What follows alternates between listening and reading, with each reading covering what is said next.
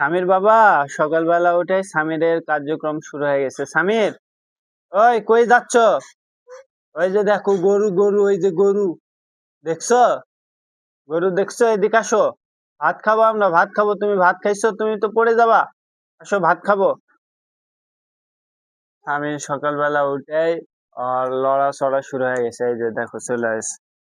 আর আজকে আম দিছে।